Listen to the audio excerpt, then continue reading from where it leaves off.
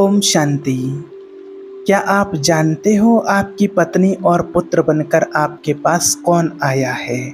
आज जानिए यह कौन आए हैं। आपकी पत्नी और पुत्र के रूप में आपके साथ में कौन है? तो देखिए, आपके जीवन में आपकी पत्नी के रूप में, आपके पुत्र के रूप में जो आपके सामने हैं, वो आप जानते हैं कौन हैं और क्यों आपके साथ वो आए हैं। क्या आप इनका परिचय जानते हैं? नहीं जानते ना शायद। तो आज आपको बताएंगे, स्पष्ट करेंगे कि ये आपके साथ कौन है। और देखिए, अगर आपने इनको पत्नी और पुत्र के रिश्ते को इनको अच्छे से समझ लिया है तो फिर आपको जीवन में कभी इनसे शिकायत नहीं होगी। क्योंकि आज बहुत लोगों को शिकायत है, मेरी पत्नी कैसी है, मेरा पति कैसा है, मेरा पुत्र कैसा है। बहुत लोगों को शिकायत है और पत्नी ऐसी होना चाहिए थी, ऐसी नहीं ऐसी है, मुझे ऐसी पत्नी क्यों मिली है और ऐसा पुत्र क्यों मिला है जो बात नहीं मानता है, बहुत सारे ऐसे सेवा नहीं करता है। बहुत सारे लोगों के साथ ऐसा होता है। तो आज आप इसको समझ लीजिए तो आपको कोई शिकायत नहीं होगी। और शिकायत करने पर भी मिलना तो कुछ नहीं है। तो देखिए, आज आपके सामने आपके जीवन में जो संबंधी बन करके आए हैं, पत्नी के रूप में, पुत्रों के रूप में, हमारे परिवार के सदस्य बन चुके हैं, उनका आपके प्रति कैसा व्यवहार रहता है और आपका उनके प्रति कैसा व्यवहार रहना चाहिए, ये बहुत ही महत्वपूर्ण बात है। इस बात को आप कभी भी भूलना नहीं, इसका विशेष आपको ध्यान रखना है। और जब इनको भूल जाते हैं तो फिर जीवन में बहुत परेशानियां बढ़ने लगती हैं। आपका जीवन एक सुखमय परिवार जो होना चाहिए वो नहीं होता है। आपके जीवन में खुशियां नहीं रहती हैं और कठिनाइयां ही बढ़ने लगती हैं और जीवन को फिर अच्छे से व्यतीत नहीं कर पाते हैं। तो देखिए, आज आपके सामने आपकी पत्नी के रूप में जो आत्मा आई हुई है, ये तो पहले बता ही चुके हैं। आप जानते ही हैं कि हमारे शरीर को चलाने वाली एक चैतन्य शक्ति होती है जिसको हम आत्मा कहते हैं, सोल कहते हैं, एनर्जी कहते हैं, ऊर्जा कहते हैं। वो हमारे इस शरीर को चलाती है। और हमारी जो आत्मा है वो 2 जन्म पुरुष के लेती है और 2 जन्म स्त्री के लेती है। 2 बार स्त्री चोला धारण करती है आत्मा और 2 बार पुरुष चोला धारण करती है। वो भी अपना हिसाब किताब बराबर करने के लिए ही ऐसा करती है। तो आज आपके सामने जो पत्नी के रूप में आत्मा आई है, उसका चुनाव आपने किया है। वो आपके ही कर्मों के अनुसार आपको मिली है। आपने ऐसा उस आत्मा के साथ कभी हिसाब किताब बनाया था जो आज पत्नी के रूप में आपके सामने वो आई है। हम कर्म करते समय नहीं सोच पाते हैं कि हमको क्या करना है और क्या नहीं करना है, क्या करना चाहिए, क्या नहीं करना चाहिए, इस कर्म का फल क्या होगा। अगर उस पत्नी का व्यवहार आपके प्रति सर्वथा उचित होता है और तो ऐसा आपको लगता है कि आपकी पत्नी आपकी सेवा कर रही है, या आपको लगता है कि ये आपकी सेवा ना करके और आपके ही जीवन को नरक जैसा बना रही है, तो इन दोनों स्थितियों में ही आपका उससे परिचय करवाते कि ऐसा क्यों होता है।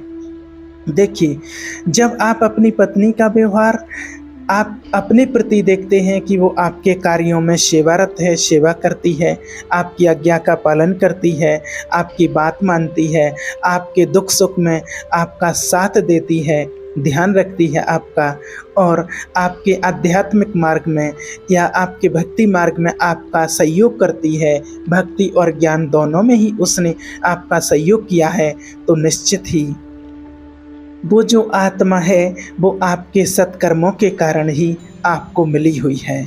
आपने कोई अच्छे पुण्य कर्म किए थे और उस आत्मा के साथ कोई आपने ऐसा हिसाब किताब नहीं बनाया था कि जो उसको कोई कष्ट देना, कष्ट आपने नहीं दिया था, इसलिए वो आत्मा आपको अभी कष्ट नहीं दे सकती है।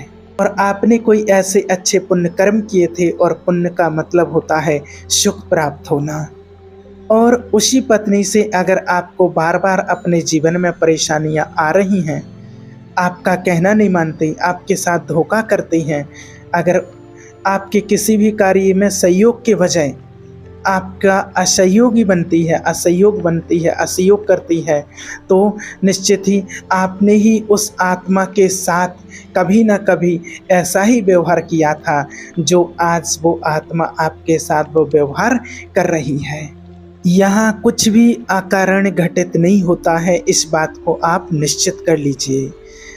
हम जानते हैं कि हमारे साथ ऐसा क्यों हो रहा है। आप कहेंगे, अरे मेरे साथ ऐसा क्यों हो रहा है, मैं तो भगवान की भक्ति करता हूँ। कई लोग कहते ज्ञान में है कि मैं तो ज्ञान में हूँ, परमात्मा को याद करती हूँ, परमात्मा को याद करता हूँ, फिर भी मेरी पत्नी मेरे साथ ऐसा क्यों कर रही, मेरे साथ ऐसा क्यों व्यवहार कर रही, मुझे पत्नी के द्वारा ऐसा कष्ट क्यों मिल रहा है, मेरे साथ ऐसा व्यवहार क्यों करती है। तो इसमें आप निश्चित कर लीजिए कि कभी ना कभी आपने उसके साथ ऐसा व्यवहार किया था। तो सबसे पहले आपको अपने कर्मों के ऊपर ध्यान देना होगा कि कुछ ऐसे कर्म करके आए थे, क्योंकि कर्म कभी किसी को माफ़ नहीं करता है। इसलिए हम बार बार आपसे यही कहते हैं कि भगवान से डरो या ना डरो, भगवान तो दाता है, रहम दिल है, वो तो आपको कभी माफ़ भी कर देगा, लेकिन कर्म कभी किसी को माफ़ नहीं करता है। वो कर्म आपको पहचान लेते हैं, कर्म आप तक पहुंच जाते हैं, चाहे आप कहीं भी रहें, चाहे आपका शरीर भी छूट जाए, आप अगले जन्म में भी पहुंच जाएं, लेकिन वो कर्म आपको पहचान लेंगे। आप कहीं भी रहें, कर्म आपको फल देने के लिए, जो आपने कर्म किया है उसको फल देने के लिए आप तक वो कर्म पहुंच जाएगा, और वो किसी न किसी का सहारा लेंगे, और वो आपके घर का ही कोई सदस्य बन करके आएंगे। अगर आपने किसी को सताया है तो आपको सताया जाएगा, ये आप बिल्कुल निश्चित कर लीजिए, आपको उसका फल जरूर मिलेगा। अगर आपने किसी के साथ कुछ गलत किया है, आपने किसी को गंदी दृष्टि से देखा है, तो आपको उसका फल भी भोगना पड़ेगा। और अगर किसी भी अंग का आप दुरुपयोग करते हैं तो हो सकता है कि किसी जन्म में आपका वो अंग ही छीन लिया जाए। आज अगर कोई आत्मा के पास धन की कमी है तो जरूर उसने कभी ना कभी पैसे का दुरुपयोग किया है। अब पैसे का दुरुपयोग किया है इसलिए आज वो आत्मा गरीब है। अब पैसे का दुरुपयोग करना ये नहीं है कि भाई पैसे को फाड़ के फेंक दिया हो, ऐसा नहीं होता। पैसे का दुरुपयोग करना, गंदी जगह पर पैसा लगाना, ज़्यादातर मांस मदिरा में पैसा लगाना, गंदे आचरणों में, गंदी जगहों पर जाकर के पैसा खर्च करना, गंदे आचरण में पैसा खर्च करना, ये होता है पैसे का दुरुपयोग। अगर ऐसा करते हैं और ऐसा करने से उस पैसे का अपमान भी होता है, उस धन को लक्ष्मी कहते हैं, और लक्ष्मी को आप गलत जगह पर अगर उपयोग करेंगे, उसका सदुपयोग नहीं करेंगे, तो वो आपसे ऑटोमेटिक धीरे धीरे करके दूर हो जाएगी। अगर आप किसी को बहुत ज़्यादा प्रताड़ित करते हैं, उसके साथ ऐसा व्यवहार करते हैं, तो आपकी स्थिति भी वैसी ही हो जाती है। और पुत्रों को जब सवाल आता है तो आपके पुत्र भी आपके साथ वैसा ही व्यवहार कर रहे हैं। ना जाने कहां से कौन कौन सी आत्माएं पुत्र के रूप में आपके सामने हैं। एक पुत्र वो होता है जो आपकी सेवा करता है, तो कभी ना कभी आपने उस आत्मा की सेवा की है, और वो आत्मा अपना ऋण चुकाने के लिए आई है और आपकी सेवा कर रही है। और दूसरा, ऐसे भी पुत्र होते हैं कि वो आपकी सेवा नहीं करते, बात नहीं मानते हैं, और आपके धन को बर्बाद करते रहते हैं, खर्च करते रहते हैं। आपने कभी उसका धन इसी रूप में यूज़ किया होगा, उसके साथ ऐसा किया होगा, इसलिए वो पुत्र बन करके आई है वो आत्मा, और आपके धन को वो किसी ना किसी तरह से बर्बाद कर रही है।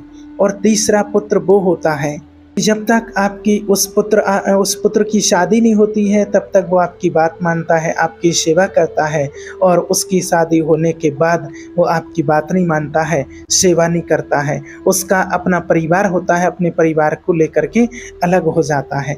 आपकी बुराई भी नहीं करेगा, आपको सताएगा भी नहीं, लेकिन आपकी मदद भी नहीं करेगा, आपके साथ में उसके लिए कोई सहानुभूति नहीं होगी। वो एकदम ऐसे उदासीन पुत्र होता है, और उसके साथ भी आपने इतने ही समय ऐसा व्यवहार किया होगा, इसलिए आज वो आत्मा आपके साथ ऐसा करती है। एक पुत्र ऐसा भी आता है, अगर आपने किसी जन्म में किसी भी आत्मा को कष्ट दिया, सताया, उसे प्रताड़ित किया, उसके साथ दुश्मनों के जैसा व्यवहार किया है, तो वो पुत्र आपके साथ बिल्कुल वैसा ही व्यवहार करेगा जैसे आपने उस आत्मा के साथ किया है। वो आपके साथ बिल्कुल दुश्मनों की तरह पेश आते हैं और आज आपको वो मारेगा भी। और ऐसे कितने ही केस देखने में आ रहे हैं, आज आपने न्यूज़ में देखे हैं, कितने ही ऐसे केस आ रहे हैं जो माँ बाप को मार रहे हैं, घर से बाहर निकाल देते हैं। और तो और यहाँ तक कि किसी को सुपारी दी जाती है बाप को मरवाने के लिए, माता पिता को मरवाने के लिए। ऐसे ऐसे भी केस हमने अपनी आंखों से अपने सामने देखे होते हुए देखे हैं कि सुपारी दी है बेटे ने बाप को मरवाने के लिए। तो ऐसा भी पुत्र आएगा, क्योंकि उस टाइम पर आप समर्थ थे तो आपने मनमाने आचरण किया, उसके साथ उसको दुखी किया, आपने उसकी आत्मा को दुखी किया। तो आज वो आत्मा आई है, उसको मौका मिल गया है और वो अपना हिसाब किताब, अपना बदला चुकाने के लिए वो आत्मा आपसे बदला लेने के लिए आई हुई है। तो किसी ना किसी प्रकार से वो पुत्र के रूप में भी वो आत्मा आती है। कैसे आत्मा आती है पुत्र बन के, कोई भी देखिए। एक बार क्या हुआ, दो भाई थे और उनके पिताजी की मृत्यु हो गई थी। माताजी ने पहले शरीर छोड़ दिया था, पिताजी ने बाद में शरीर छोड़ दिया। दोनों भाई थे, बड़ी भाई की शादी हो चुकी थी, छोटा भाई की शादी नहीं हुई थी, वो कुंवारा ही था और इतने में पिताजी ने शरीर छोड़ दिया। अब क्या होता है कि छोटा भाई थोड़ा बीमार रहने लगा, तो कुछ समय तक उन्होंने उसका इलाज करवाया लेकिन वो ठीक नहीं हुआ। तो उसके बाद फिर क्या किया, उन बड़े भाई ने और भाभी ने दोनों ने प्लानिंग किया कि कब तक इसका इलाज कराते रहेंगे, क्या करें, परेशान ही हो जाएंगे। और ऐसा ना किया जाए कि इसको अपने रास्ते से दूर ही कर दिया जाए, नहीं तो आगे चल के हमें अपनी प्रॉपर्टी का आधा हिस्सा भी देना पड़ेगा। तो उन्होंने दोनों ने प्लानिंग की और ऐसी प्लानिंग कर ली उन्होंने कि ठीक है, वो तबीयत खराब तो है ही, बीमार तो है ही, और इसको कहीं से जहर ला करके दे देते हैं और सबको बता देंगे कि बीमार था, तबीयत ठीक नहीं थी, इसलिए उसकी मौत हो गई। तो कोई शक भी नहीं करेगा। और ऐसा उनने प्लानिंग करके एक वैद्य के पास जाते हैं, उसको पैसा देते हैं बहुत सारा और बताते ऐसा ऐसा है, और उससे जहर की पुड़िया लाते हैं और उसको दूध में मिला करके रात को दे देते हैं। सुबह उसकी मृत्यु हो जाती है और मृत्यु के बाद सब लोगों को यही सूचना दी जाती है कि उसकी तबीयत खराब थी, सबको पता था, उसकी मौत हो जाती है। उसका संस्कार किया जाता है। कुछ समय के बाद वो दोनों पति पत्नी अकेले जो रह जाते हैं, उनके यहाँ संतान नहीं थी। कुछ समय के बाद उनके यहाँ एक पुत्र जन्म लेता है और पुत्र जन्म लेता है और उनके यहाँ बहुत सारा वैभव सब खुशियों से मनाया जाता है, क्योंकि पुत्र ने जन्म लिया। धीरे धीरे करके पुत्र बड़ा होने लगता है। बड़ा हो गया तो खूब धूमधाम से उसकी शादी की जाती है, बहू घर में आ जाती है। अब कुछ दिन के बाद उस पुत्र की तबीयत खराब होती है, वो बीमार पड़ जाता है, तो उसका इलाज कराया जाता है। अब वो ज़्यादा बीमार पड़ने लगा, उसका बाहर इलाज करा गया बड़े बड़े हॉस्पिटलों में, और उसके पास पैसा जितना था वो लग चुका है। अब उसकी प्रॉपर्टी बेचने का नंबर आ गया, प्रॉपर्टी बेच करके उसका मना इलाज करवा रहे हैं, पैसा लगा रहे हैं, रिश्तेदारों से ले रहे हैं, सब कुछ करते करते और बहुत सारा जो भी उसका पैसा था वो खर्च हो गया। कुछ प्रॉपर्टी भी बेची गई, कुछ मकान भी बेच दिए गए, और उसके बाद भी उसकी तबीयत में सुधार नहीं आ रहा था। एक दिन ऐसे ही शाम का वक्त था और वो पिता अपनी पुत्र के पास बैठा हुआ था, खटिया पर लेटा हुआ था बेटा, और उसकी तरफ देख करके वो बीमार पुत्र जिसकी तबीयत खराब है अपने पिता की तरफ देख करके बोला कि भाई अब मैं नहीं बचूंगा, अब मेरा समय आ गया है, अब मैं जा रहा हूँ। मेरा जो कर्म था, मेरा जो हिसाब किताब था वो मैंने चुका लिया है। तो पिता कहता है कि अरे इसका दिमाग ठीक नहीं है, ऐसी बातें करने लगा है। वो कहता मैं तेरा बाप हूँ, भाई नहीं हूँ। तो वो खटिया में लेटा हुआ वो पुत्र कहता है अरे किसका भाई, माना कैसा, कहता है किसका पिता है तुम? अरे तुम पिता नहीं, मैं तेरा वही भाई हूँ जो तुम दोनों पति पत्नी ने मुझे जहर दे करके मार दिया था, और मैं पुत्र बन के तुम्हारे पास आया हूँ, और अब मेरी जो प्रॉपर्टी का हिस्सा था उससे भी ज़्यादा मैंने ले लिया है, मतलब इलाज में लगवा दिया है, मेरा हिस्सा पूरा हो गया और अब मैं जा रहा हूँ। तो वो रोने लगे, पश्चाताप करने लगे दोनों पति पत्नी कि अब क्या होगा। उन्होंने कहा चलो ठीक है, हमारी तो गलती थी कि हमने ऐसा किया था, लेकिन ये जो बेचारी जो बहू है इसका क्या होगा, इसने क्या पाप किया जो इसको बना, इसका वही दंड भोगना पड़ रहा है। तो वो पुत्र कहता है, वो बीमार पुत्र, ये पत्नी नहीं है, ये वो वैद्य है जिसने तुमसे पैसा लेकर के और मुझे मारने के लिए जहर दिया था। ये वो वैद्य है, वो वैद्य बन के, वो पहले वैद्य थी और आज मेरी पत्नी बन करके आई है। तो इसको भी उसका दंड भोगना पड़ेगा, इसको भी विधवा होना पड़ेगा। और ऐसा कहते ही कहते उसकी मृत्यु हो जाती है।